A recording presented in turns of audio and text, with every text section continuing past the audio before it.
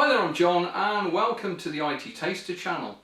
In this video I'm going to talk about some of the things to consider when we're faced with the question of whether we should issue a regular user with local administrator permissions to their computer, because this is an area that has quite far-reaching consequences to an organisation.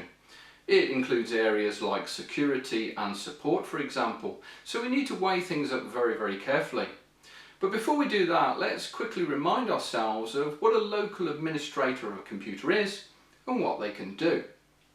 A local administrator is a user that has been assigned a set of permissions that enables them to fully manage and fully configure the computer.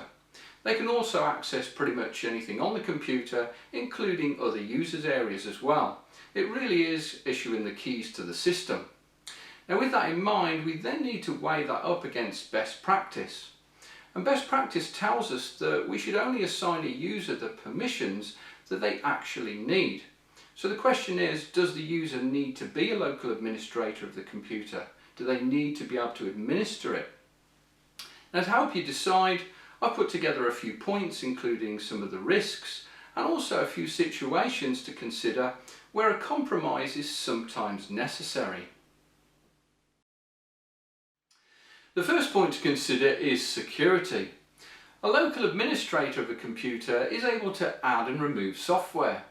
Now, when it comes to adding software, that software could potentially come from any location, including websites that contain viruses and malware. And should that be the case, viruses and malware can be introduced to the organisation's computers. But it doesn't stop just there, because when a virus or piece of malware executes, it will normally execute with the permissions of the user that's logged in at that time. Now, if that user is a local administrator, then the virus or piece of malware can execute with local administrator permissions, which gives it full access to the computer, making it far more devastating and much harder to remove. Now, a local administrator can also remove software as well. And this could potentially include the very software that we've installed to keep the computer safe and secure. Things like antivirus software and software firewalls, for example. And a local administrator is also able to configure parts of the operating system that look after security. So when it comes to assigning local administrator permissions, security is a very important consideration. The next point to consider is support. A local administrator of a computer is able to fully manage and fully configure the computer, and this enables them to make any changes to that computer. Now, when it comes to making changes, change control is something that it's very important to manage within an organisation, because if you're unable to manage change and control change, then this is likely to affect overall reliability and availability of services, which of course is going to have a serious impact on support.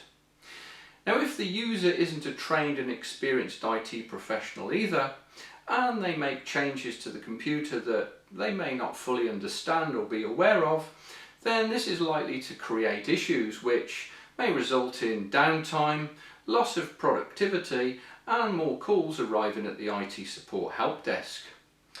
Now, it's also important to consider support if you're an organisation that is providing a managed service to a client that has outsourced their IT support. You're likely to have a support contract in place that will also have a service level agreement. Now, the service level agreement will set out things like the equipment that you support, response times to faults, and also things like fix times. But if you find yourself in an environment where users are able to make changes to the computers and you're not able to administer any form of change control, and there are financial penalties in the service level agreement should you not meet it, then again, this is something that is very important to consider in terms of support. Licensing is also an important consideration, because we know a local administrator is able to add software. And when it comes to adding software, we need to be sure that any software that is introduced to the organisation fully adheres to the license agreement that accompanies that software. And this is why the task of installing software normally falls to the internal IT support team. But if a user is made a local administrator of a computer, then that user is also able to install software, any software. And this is an important thing to consider, because if that user isn't an experienced or trained IT professional, or someone that is very familiar with licensing, then we have a situation where software may be introduced to the organisation that isn't licensed, and we could end up with software that is illegally installed on the organisation's computers.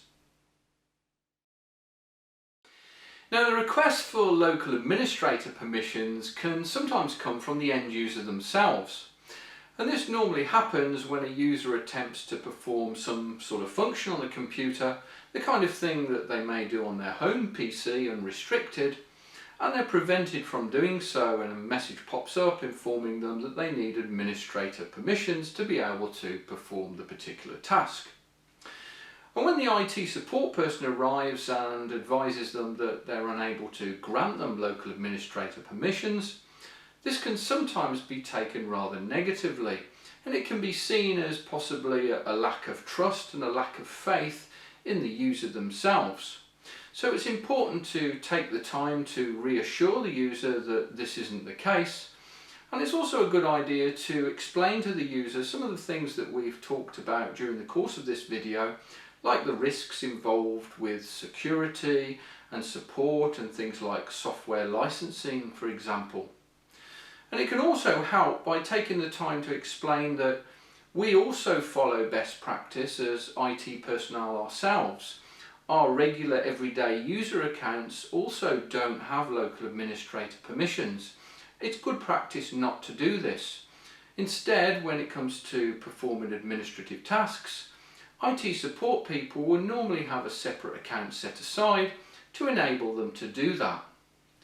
It's also a good idea for an organisation to have a policy that sets out local administrator permissions and maybe explains why regular users won't normally be assigned permissions. And it can be much easier then to refer a user to the company policy. Throughout the course of the video, I've talked about lots of risks involved and reasons why it's not a good idea to assign a regular user with local administrator permissions. And this is also why it's best practice, and also the reason why most organisations won't assign local administrator permissions to their regular users. But there can sometimes be situations where a compromise is necessary. And this is normally when dealing with things like legacy software applications, for example, because legacy software applications will have been written for a legacy operating system. And when they're installed on a newer operating system with improved security, the legacy software may not be compatible, and it will only run should the user be assigned local administrator permissions. Now, in this sort of situation, the business is faced with a dilemma of whether to outweigh the security risks against the need to the business of running that software. But this isn't solely a technical decision, it's also a business decision. So it's important to involve the business executives and make them fully aware of the technical risks so that they're able to make an informed choice.